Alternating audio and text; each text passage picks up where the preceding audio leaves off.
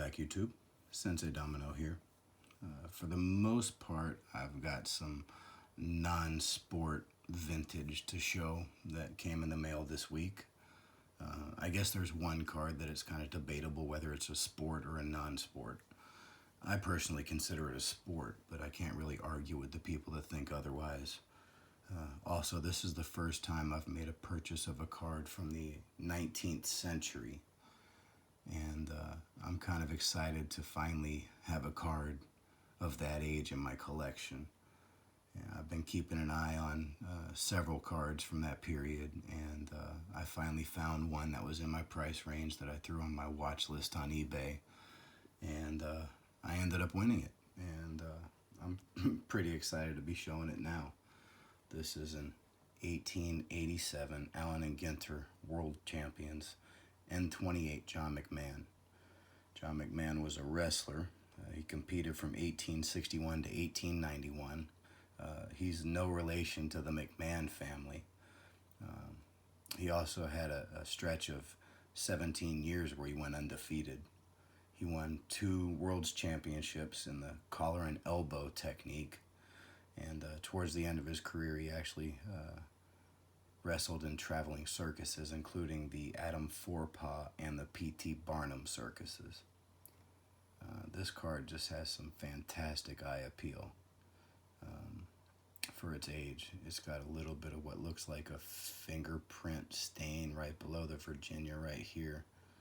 And it's got a little bit of corner wear, but not much.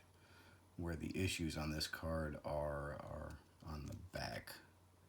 And like a lot of these cards from this era, this card was pasted in the back of a binder or an album at some point, and has some pretty significant paper loss right there. But overall, I was okay with that considering the age of this card and what people did with cards back then. So I just consider it part of the story of this card.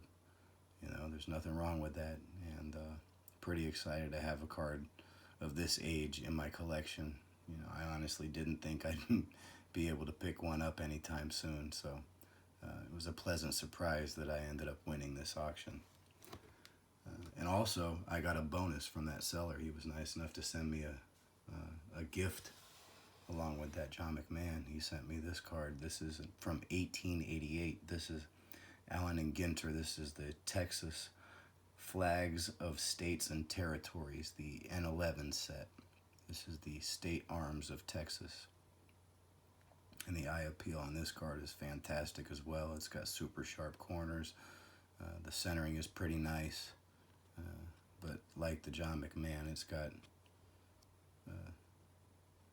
a little spot in the center where there's some paper loss where it was glued in an album, and a little bit of a stain right here.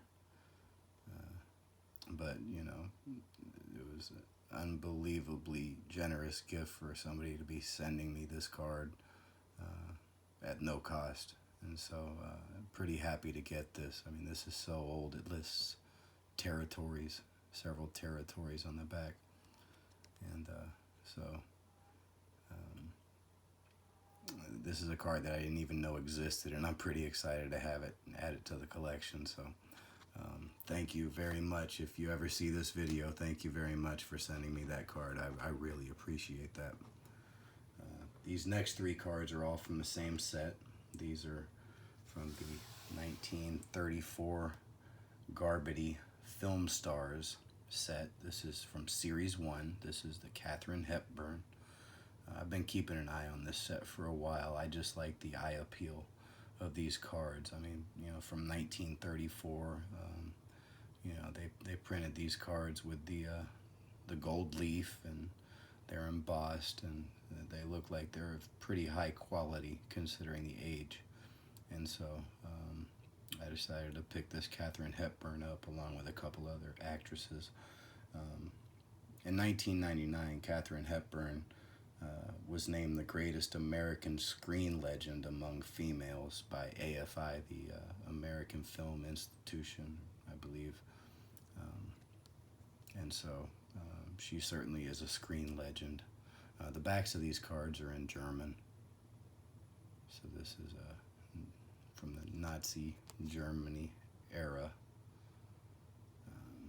But I just think these are just gorgeous looking cards.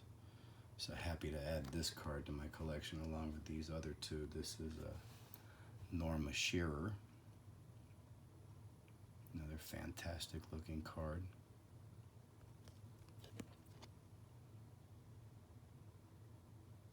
A little bit of, I don't know, brown or black smudging or something on the back of this one. Not quite as nice as the Katharine Hepburn, but the eye appeal on the front is fantastic. So we have that one, and this last one, this is Maureen O'Sullivan. And this one's this was probably the worst condition of the three. It's got some, I don't know if you can see it, but there's like it's not a crease, but it's sort of a warping of the card down towards the bottom. But considering its age, I guess it's acceptable. I didn't pay a whole lot for this one. I think I paid $2 for it, so I'm okay with that. It's not that big of a deal that it's got that bend in it. But another card that I'm pretty happy to add to the collection. Anyway, that's all I have for you this time around. I should probably have another video here in the next couple days. Until then, thanks for watching this video, and I'll talk to you again soon.